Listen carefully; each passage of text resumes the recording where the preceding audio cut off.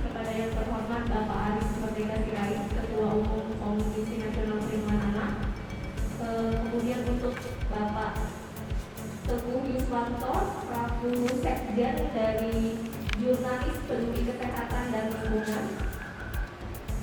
Untuk acara kali ini yaitu pertama kita akan ada sambutan sekaligus penyampaian materi oleh Bapak Aris Merdeka Sirait dan Bapak Teguh Yuswanto. Kepada Bapak Aris dan Bapak Teguh Yuswanto, kita silakan. Pagi hari ini kita ada kesempatan untuk berdialog. Ada persoalan yang serius, jadi saya tidak membacakan rilis ini. Ada bifenol A istilahnya, BPA, yang sekarang ini sedang menjadi agenda internasional. Mengapa? Gitu nanti saya berikan kesempatan kepada ibu-ibu. Saya hanya mengingatkan saja hari ini. Kita bukan acara seminar atau apa, jadi hanya mengingatkan kepada ibu-ibu di Indonesia yang diwakili oleh ibu-ibu yang hadir di sini. Ternyata BPA itu mengandung ya, zat yang sangat berbahaya, ya. Bukan saja kemasan seperti yang kita kenal galon, ya. Kan ada galon kadang-kadang itu kan bisa luka kan, karena distribusinya melempar saja begitu dan sebagainya. Dan itu berdampak kepada orang dewasa dan bisa merusak saraf karena mengandung BPA itu. Itu istilah kimianya bifenol A atau bifenol S. Itu di Eropa, di Amerika sudah ditolak. Nah, di Indonesia masih sedang dipakai itu. Tetapi tidak hanya itu ibu-ibu ternyata. Yang mengandung BPA itu ada juga kemasan-kemasan plastik yang dikonsumsi oleh balita kita. Misalnya apa? Sedotan susu, minuman, piringnya untuk bikin nasinya, lalu kemudian kemasan botol susu anak-anak. Itu kalau ibu perhatikan, kalau ada matahari dia bengkok itu. Nah, pada saat itulah dia tercemar terhadap BPA itu. Maka Komnas Perlindungan Anak harus menyatakan itu kepada publik supaya ibu-ibu menolak itu. Saya tidak menyebutkan produknya apa, saya tidak peduli dengan produknya apa, tetapi saya lihat nyata ada plastik yang dikonsumsi atau dipakai oleh kelompok ibu-ibu yang pengetahuannya menengah bawah kurang. Oleh karena itu, Komnas Perlindungan Anak dalam statementnya itu adalah menolak itu. Yang kedua, karena itu berbahaya bagi bayi, balita bahkan janin, maka Badan Pengawasan Obat dan Makanan itu bukan hanya sekedar mengawasi makanan, tapi juga kemasan. Jangan lupa kemasan itu, kalau di Eropa misalnya ibu beli susu atau beli apa gitu, kalau dia sudah penyok, itu tidak boleh dijual. Tapi di Indonesia karena pemahaman ibu-ibu menengah bawah itu masih tetap dijual, tetapi Badan Pengawasan itu tidak ada. Yang diawasi adalah konten atau isi. Apakah daluarsa atau tidak, tetapi kemasannya nggak pernah, Bu. Oleh karena itu Komnas Perlindungan Anak dalam kepentingan terbaik anak mengkampanyekan menolak BPA itu. Karena itu adalah campuran yang membuat alat-alat yang digunakan baik itu oleh orang dewasa sekalipun, oleh penelitian, saya tidak paham tentang penelitian, tapi saya membaca itu dan saya yakin karena itu adalah akurat. Maka itu adalah bisa dipakai dan digunakan sebenarnya oleh Badan POM, tapi itu tidak dilakukan. Sebagai lembaga negara yang mengawasi ya, kalau Komnas Perlindungan Anak kan nggak bisa mengawasi untuk menarik itu dari peredaran. Tetapi kalau ibu sekarang ini lihat bahwa produk-produk yang terbuat dari plastik itu harus betul-betul diwaspadai. Yang mengandung BPA harus kita tolak. Karena apa? Karena itu berbahaya bagi bayi, balita, dan janin. Orang dewasa aja kata penelitian itu ya disebutkan ini 21 April baru 2021 yang baru itu menyatakan bisa mengganggu saraf dari orang dewasa. Tapi concern Komnas Perlindungan Anak adalah melalui pertemuan ini saya ingin mensosialisasi ke seluruh emak-emak di seluruh Indonesia ini. Ya, karena emak-emak lah yang selalu bersama dengan bayi balita, bahkan janin. Kalau janin kan nggak ada di perutnya Aris sebagai orang laki-laki, kan pasti di perempuan kan gitu. Oleh karena itu saya menghimbau kepada seluruh ibu-ibu, emak-emak di seluruh Nusantara untuk menolak BPA karena itu berdampak ya bagi bayi, balita dan janin dan dapat merusak kesehatan dan saraf-saraf. Bahkan di janinannya sudah rusak kalau itu dikonsumsi. Airnya misalnya. Artinya kalau dijanin kan berarti terkontaminasi dari janin dari ibunya yang mengkonsumsi, tetapi ada yang di luar itu menggunakan alat-alat plastik. Dan Indonesia itu sekarang diserang dengan produk-produk plastik. Coba ibu, berapa persen di rumah yang produksinya plastik? Sendok saja mau minum obat batuk pakai apa? Zaman saya pakai stainless, Bu. Kalau nggak punya, ibu saya itu udah telan aja begini, begitu, supaya tidak menggunakan plastik. Nah sekarang serba plastik. Coba ingat di dapur ibu menengah bawah, kalau menengah atas pakai plastik, tapi ada yang plastik yang sungguh-sungguh bisa bertahan. Saya tidak menyebut nama ya. Tetapi banyak menengah bawah itu selain dia tidak peduli dengan kemasan, tetapi dia juga mengkonsumsi atau menggunakan alat-alat plastik yang mengandung BPA itu. Dan itu penelitian, jadi bukan pendapat Aris Merdeka Sirait, tidak. BPA itu mengandung sebuah bahan kimia yang dapat merusak saraf dan sebagainya. Oleh karena itu sekali lagi kawan-kawan media, emak-emak di seluruh Indonesia, saya menghimbau untuk menolak BPA. Sepakat nggak, Bu? Ini demi anak loh, Bu. Kalau nggak sepakat nggak usah datang ke sini karena ini rumahnya perlindungan anak, Bu. Dan kewajiban saya lah untuk mengumumkan kepada publik supaya emak-emak punya pengetahuan, ya, tidak fitnah. Kalau boleh misalnya kita tidak dengan bahaya BPA itu, jangan gunakan plastik sekarang. Saya tidak menyebutkan bahwa jangan gunakan plastik merek ini, tidak. Saya tidak peduli dengan itu. Tapi yang mengandung BPA itu harus sepakat, Bu? Saya kira itu ya. Saya ini bukan memprovokasi ibu, tetapi saya ingin anak-anak kita selamat dari bahaya itu. Ya. Saya tidak ngading-ngading, saya itu berpihak pada anak dalam perspektif apapun. Apalagi kalau ada produk-produk yang dikeluarkan secara resmi dari negara, tapi negara tidak hadir untuk memberikan pengetahuan yang cukup kepada konsumen, dalam hal ini ibu-ibu. Saya kira kita akan melakukan langkah-langkah persuasif lah, katakan begitu, mendekati Badan POM sebagai lembaga negara. Ya, sekali lagi Badan POM juga harus memperhatikan kemasan, ya, bukan hanya isi. Karena banyak ibu-ibu menengah bawah, emak-emak itu tidak peduli dengan itu karena ketidakmampuan ekonomi. Bisa saja tidak punya kemampuan ekonomi, akhirnya ya menggunakan alat-alat itu sebagai bagian dari alat-alat yang diberikan kepada anak-anak kita. Ternyata itu harus diwaspadai. Sekali lagi hari ini saya menyatakan kepada emak-emak seluruh Indonesia untuk menghindari BPA dan menolak BPA karena itu berdampak bahaya bagi kesehatan anak-anak, baik itu bayi, balita dan janin. Saya kira itu sikap kita, Bu. Saya tidak terdengar-dengar, itu harus ditolak. Apapun, tidak ada diskusi di situ. Jika BPA itu sekali lagi betul-betul mengandung racun yang dapat mengganggu kesehatan mental dan saraf anak-anak, bayi, balita dan janin. Saya kira begitu, Pak. Itu sikap kita jelas ya. Oke, Assalamualaikum warahmatullahi wabarakatuh. Pertama, saya ucapkan terima kasih Pak Sirait sudah diterima di sini dengan baik. Dapat salam dari Pak Roso Daras. Beliau tidak bisa hadir di sini karena saudara ada yang sakit. Jadi JPKL ini terus terang aja memang minta dukungan dari Komnas Anak. Ini Pak Sirait, ini ada persoalan seperti ini.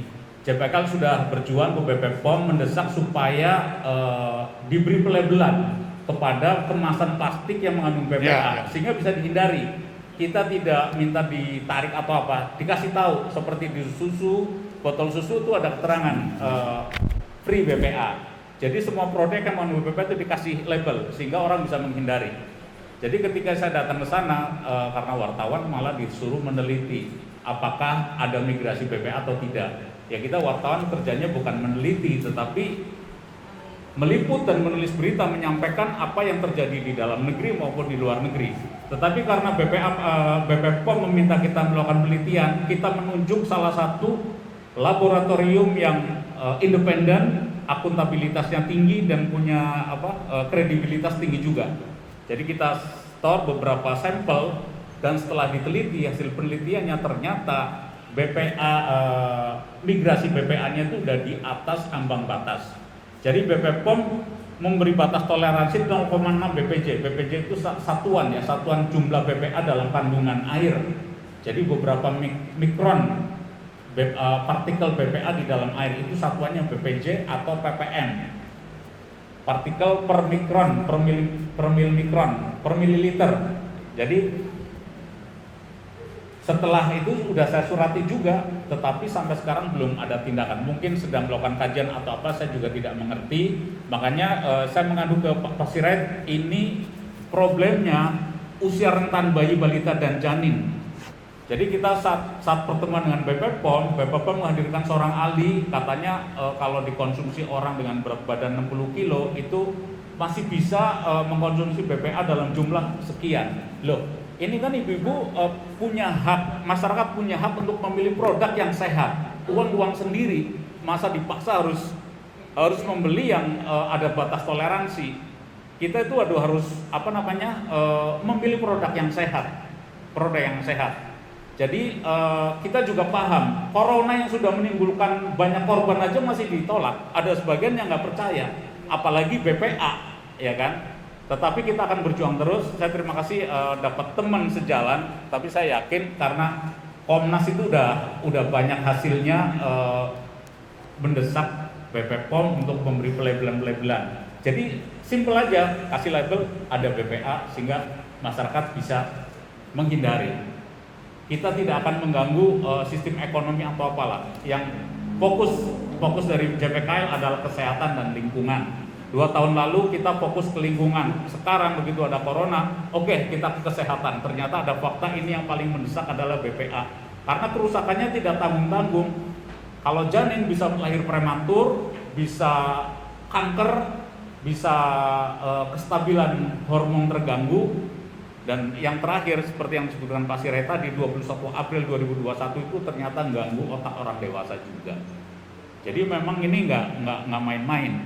Kenapa migrasi BPA itu bisa ini? Karena kena panas, ya. Karena kena panas, dicuci dengan asam, dan itu kan kadang-kadang kalau dipakai berulang-ulang, satu kemasan dipakai berulang-ulang, plastik apapun, mau galon mau apapun, itu terkelupas, terjadi migrasi kepada kandungan konten makanannya, entah nasi, entah air, entah apa aja, itu terjadi migrasi. Apalagi kalau dicuci pakai air panas, itu cepat. Jadi teraktivasinya BPA itu kalau dipakai air panas, kena asam atau kena dijemur. Dan kita tahu bahwa treatment di pabrik-pabrik itu kalau untuk yang diulang itu disemprot pakai air dengan suhu 70 derajat Celcius. Udah gitu disikat. Saya rasa itu, Pak. Ya, saya kira saya menekankan kembali tadi ya, Badan Pengawasan Obat Makanan itu bukan hanya soal kadaluarsa atau isi gitu ya, tetapi tadi kan kemasan sampai pada yang penyok saja juga harus betul diawasi. Jadi Badan POM itu seperti itu. Nah, maka yang kedua saya kira tadi saya lupa, Badan POM itu juga harus menggunakan atau pemasangan label-label setiap produk-produk gitu ya. Karena itu memang sudah ada ukurannya 0,6. Tetapi yang ada sekarang itu 2 sampai 4. Ya. Tinggi ya. Tinggi. Nah, menurut saya itu Badan POM juga harus betul apa yang disebut dengan PPN tadi ya, partikel per mili per label dan sebagainya, itu harus dipasang di situ.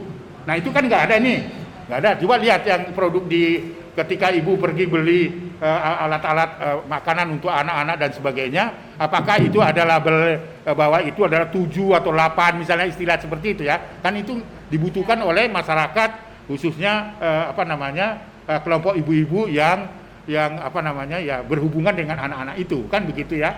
Nah, oleh karena itu mulai hari ini, walaupun ini ada pancingan aja, sebenarnya pancingan yang ada di depan ibu ini. Saya tidak, mohon maaf, tidak menyebutkan apa itu, tetapi ini adalah respon dari Komnas Perlindungan Anak. Saya ingin respon dari ibu-ibu yang di depannya ini sebenarnya juga mengandung itu, ya gitu. Jadi saya kira mulai hari ini kita bawa masing-masing nanti di rumah yang tanpa plastik, karena plastik dalam lingkungan hidup pun itu tidak akan pernah bisa hilang. Kalau dibakar pun itu membatu dan sebagainya. Itulah bahaya plastik, apalagi itu dibuang di laut dan sebagainya. Jadi mulai hari ini kampanye kita anti plastik yang mengandung BPA dan sebagainya. Yang tidak mengandung BPA ya pakai aja. Ya kan ada produk-produk yang tidak mengandung itu. Jadi saya bukan kampanye satu produk, bukan. Tetapi setiap produk-produk plastik mengandung BPA maka kita harus tolak. Terima kasih. Ada pertanyaan? Dengan adanya begini, kami dari ibu-ibu merasa mama ini terima kasih dan terpanggil ya. Mungkin kami akan tularkan ya ke sanak saudara, ke teman-teman, ke dalam ini lingkungan RT, RW nantinya gitu bahwa ada bahaya ini selain COVID. Apalagi sekarang sedang pandemi begini, jadi kita harus. Tadi Pak Sirait kan bilang bahwa ini akan syarat. Ya nanti kalau ini ya mungkin kami juga setuju yang Pak Sirait tadi katakan bahwa minta pelabelan. Iya dong Pak, kami kan pembeli raja ya Pak ya, harus juga sehat, harus sebagai ibu smart untuk memilih produk yang akan kita konsumsi. Jadi di sini saya tidak bertanya, hanya menyatakan bahwa kami setuju dengan pelabelan itu dan minta ke BPOM untuk memilah-milah ya. Jika perlu yang ada BPA ini ditolong. Dan harus apa ya, karena bahayanya menurut bagi bayi, bagi janin, bagi balita, dan bagi kami yang sudah dewasa. Terima kasih Pak. Assalamualaikum warahmatullahi wabarakatuh. Ada lagi? Ayo silakan Bu. Assalamualaikum warahmatullahi wabarakatuh. Saya dengan Bu Ali Bapak. Saya ibu dari 3 anak. Kebetulan anak-anak saya masih kecil sekali. Oh iya. Kecil, ya. Tingkat SD lah ya. Mereka suka sekali membeli minuman yang berkemasan gitu seperti kayak Teh kayak gitu. Nah, untuk mengetahui bahwasannya itu mengandung BPA atau tidak itu bagaimana caranya ya Pak ya? Atau apakah dengan dikasih air panas ataukah dengan dijemur terlebih dahulu? Jadi biar edukasi ke anak-anak saya itu bisa diterima dengan baik. Karena mengingat bahaya yang tadi Bapak jelaskan, ya itu menyentuh hati saya gitu, karena anak-anak saya kan masih kecil jadi suka jajan gitu. Itu saja pertanyaan Ya, saya. sebelum dijawab ya, saya kira kan pentingnya berarti pelabelan itu kan wajib kan sebenarnya, itu negara membuat itu kan. Kenapa hanya kadaluarsanya saja, tetapi kemasannya itu kan dibuat artinya mengandung ini yang adalah standarnya itu 0, sekian misalnya, itu kan itu berarti kan bisa diketahui masyarakat sekalipun tidak ada sosialisasi, tetapi setiap ibu-ibu atau siapapun, laki-laki, perempuan, orang dewasa kalau beli langsung itu, bukan hanya melihatnya kadaluarsa, tetapi kemasannya juga mengandung ini dan labelnya apa gitu kan. Itu kan bisa dilakukan sehingga itu bisa ibu-ibu ketika beli atau bapak-bapak beli belanja dan sebagainya kan bisa lihat itu. Tetapi sosialisasi yang jelas nanti kira-kira kalau misalnya tidak ada begitu, apa kalau panas atau luka, kalau semprotan 27 dan itu bisa dilakukan. Silakan Pak. Ya. Jadi memang kalau untuk masyarakat awam bagaimana sih untuk mendeteksi bahwa sebuah produk itu mengandung BPA atau tidak ya. Biasanya itu ada kode daur ulang dan itu kecil sekali. Kode daur ulangnya adalah 7. Jadi hindari produk yang dengan kode daur ulang 7. Itu artinya mengandung BPA, bisphenol A, bahannya polikarbonat. Polikarbonat itu apa? Ya untuk pipa leden. Polikarbonat. Terus ciri-cirinya adalah keruh, warnanya keruh dan keras. Itu pasti BPA karena memang BPA dalam sebuah industri ditemukan untuk membuat keras plastik. Dan itu terjadi migrasi kalau kena panas, kena asam. Jadi dilihat aja, kalau ada kode daur ulang 7 itu jangan dihindari. Tetapi kalau ada kode daur ulang 2 atau 1 itu yang baik. Saya rasa itu. Ya, masih ada. Silakan Bu. Tolong. Assalamualaikum warahmatullahi wabarakatuh. Terima kasih atas waktunya. Nama saya Retno. Yang pertama saya mau menyampaikan setuju dengan apa yang Bapak Aris Sirait dan juga Bapak Teguh sampaikan, bahwa kita harus menolak adanya BPA. Kemudian yang kedua, kenyataannya saat ini di usia pandemi itu pasti ibu-ibu, apalagi saya juga sebagai seorang ibu ya Pak, Iya. pasti ingin irit dan efisien ya Pak. Nah tentunya mereka untuk membeli suatu produk yang berkaca atau gelas ataupun itu stainless steel itu kan membutuhkan dana. Pertanyaannya, adakah contoh selain tadi plastik yang mengandung BPA itu kan sangat tidak aman untuk perkembangan janin ataupun untuk mental dan saraf ya Pak. Nah, contohnya yang biar aman digunakan sehari-hari untuk ibu-ibu yang sekiranya minim dalam perekonomian Pak. Itu saja. Terima Monggo Pak. kasih. Nah, ini datanya. Oke, jadi plastik yang digunakan sebaiknya untuk urusan makanan jangan menggunakan plastik. Kalau untuk sapu, untuk ember, ya bolehlah itu pakai plastik. Jadi diminimalisir penggunaan plastik. Tetapi kalau misalnya plastiknya bening, itu nggak apa-apa, itu aman. Jadi apalagi yang sekali pakai atau apa itu aman. Jadi yang kita khawatirkan adalah yang keruh, ya tadi saya sampaikan. Pokoknya ciri-cirinya keruh, plastiknya keruh, keras. Kode daur ulangnya itu 7. Coba dilihat aja. Kalau kode daur ulang 7 itu artinya mengandung BPA. Itu udah kode internasional. Tetapi rata-rata kode itu kecil dan nyaris disembunyikan. Tidak ada orang yang tahu ada kode itu. Karena itu kalau misalnya dalam sebuah botol atau apapun itu di bawah itu. Letaknya ada di bawah. Jadi Ya, Bu, bisa paham ya Bu ya? Ya.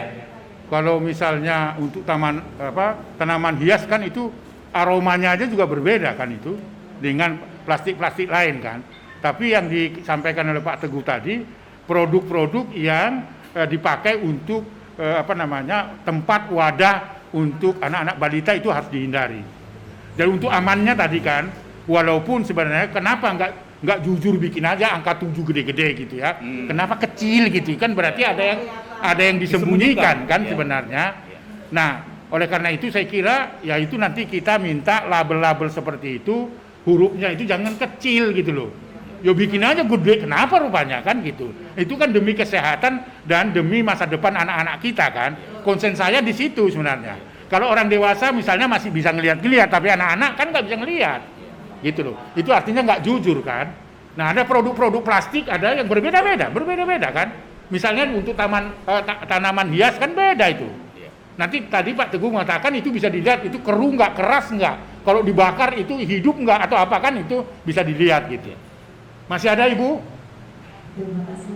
Iya silakan. Kawan-kawan media kalau ada yang mau klarifikasi silakan. Baik, selamat pagi. Sebelumnya perkenalkan saya Irawan dari aktualnews.com. Mungkin ada beberapa pertanyaan Pak terkait dengan BPA ini. Saat saya masih di warta kesehatan dulu malah justru BPA nggak terlalu ramai seperti sekarang. Ini 1-2 tahun baru nongol. Kalau saya boleh menggarisbawahi, ada produk baru kayak yang nongol, akhirnya ada perang bisnis atau apa. Saya juga nggak mau tahu itu gitu. Biar mereka yang main. Nah ini terkait dengan BPA sendiri Pak, dari Pak Aris, tadi Pak Aris sudah garis bawahi, sudah memaparkan sedemikian jelas gitu, bahwasanya BPA ini bukan cuma sekedar satu produk atau apa, makanya semua ada BPA-nya Pak Aris akan perangi itu gitu Pak. Nah ini Pak Aris sendiri terkait dengan Komnas Anak, apakah ke depan dari Komnas Anak sendiri akan menyurati BPOM terkait dengan yang tadi untuk melabel angka tubuh atau lain dan lain sebagainya, atau seperti apa nantinya Pak untuk lanjutannya? Lalu terkait spesifikasinya sendiri Pak, kalau saya mengetahui BPA itu tadi juga sudah dijelaskan, lebih condong, pengalaman saya itu bahayanya itu lebih ke produk bayi Pak. Ya. Kalau boleh saya ngomong gitu. Cuma di sini saya nggak dapat tes reportnya karena di sini semuanya hasil dari galon semua gitu. Nah ini yang bayi itu gimana Pak? Karena anak-anak itu 24 jam mungkin ya. Kalau kita mau bicara sama ibu-ibu semua, pasti bayi itu dibutuhkan gitu. Nah ini apa nanti juga terkait spesifikasi itu akan dicolek lah oleh Komnas Anak. Lalu untuk JPKL sendiri Pak, kenapa cuma galon aja nih Pak yang jadi isu trending yang lagi rame? Kenapa nggak seluruhnya coba diangkat gitu? Ya jadi masyarakat itu bisa cerdas, nggak cuma di galon. Toh ibu juga sekarang lagi minum yang produk Aqua, Indomaret dan lain sebagainya. Saya barusan juga habis minum dari produk Aqua ya Pak. Nah ini bagaimana gitu? Jadi jangan mungkin bisa secara luas gitu kalau mau kita pembicaraan terkait BPA itu sendiri. Mungkin itu dulu Pak, terima kasih. Baik, ya saya langsung jawab ya. Jadi kami tidak akan menyurati BPOM, tetapi untuk langsung akan bertemu dengan para pejabat yang punya otoritas menjelaskan BPA itu kenapa kecil, kenapa tidak diawasi dan sebagainya. Kita akan menyampaikan testimoni ibu-ibu karena beberapa juga ada yang melaporkan ke Komnas Perlindungan Anak untuk melaporkan untuk menyikapi bahaya itu tadi. Jawaban kedua, bukan hanya galon.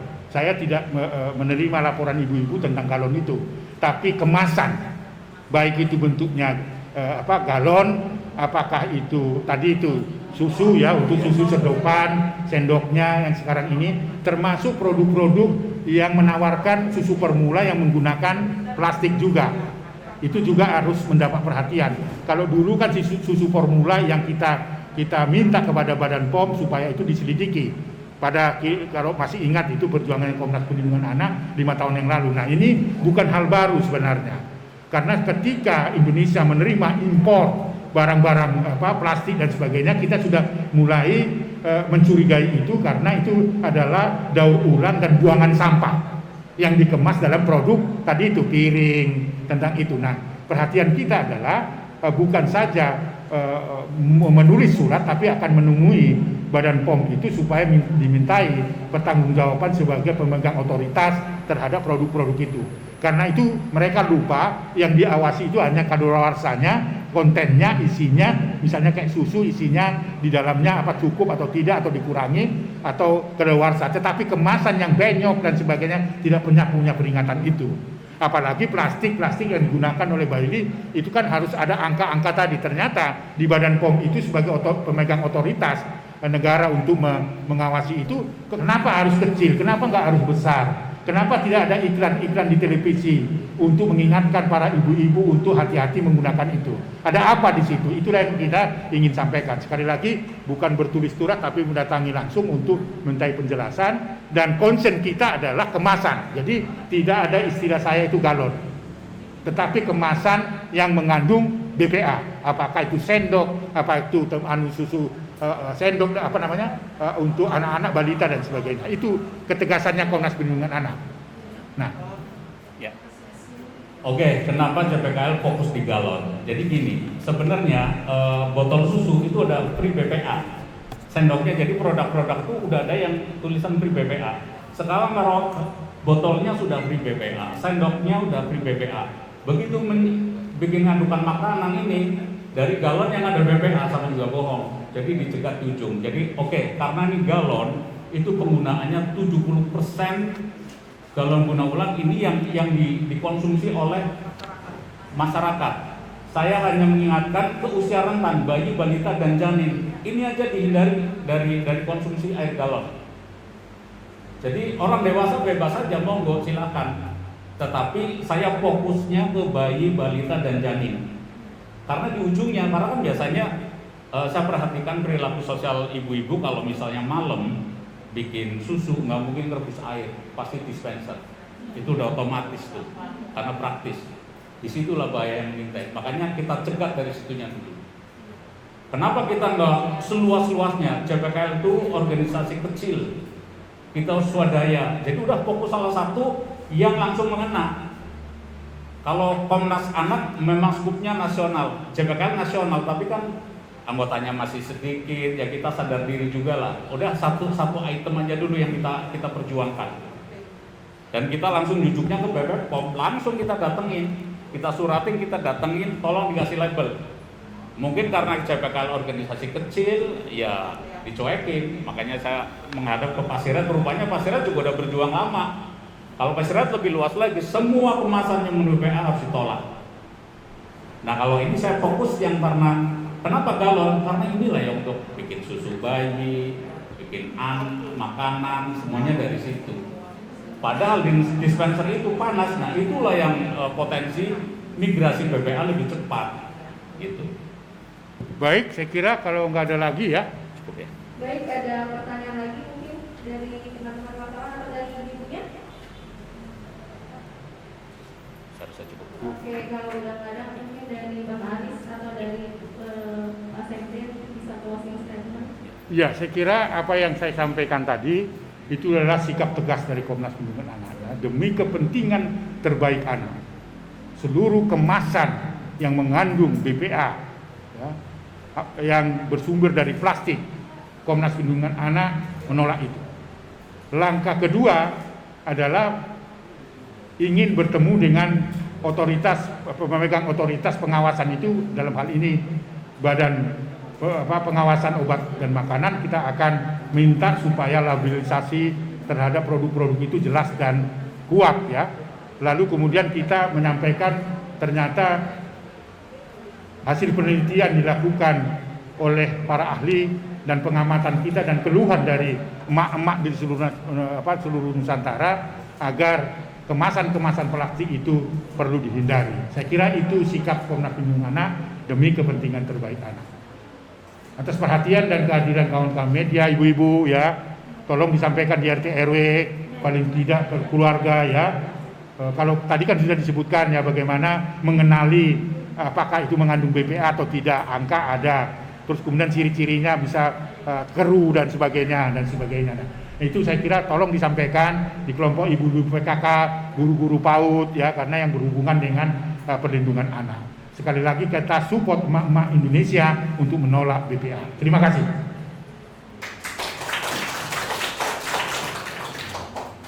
Dari JPKL juga mohon dukungan dari ibu-ibu. Kita tidak akan berhenti sampai pelabelan itu dicantumkan oleh BPOM. Jadi kita bisa akan bergerak di perjuangan kesehatan yang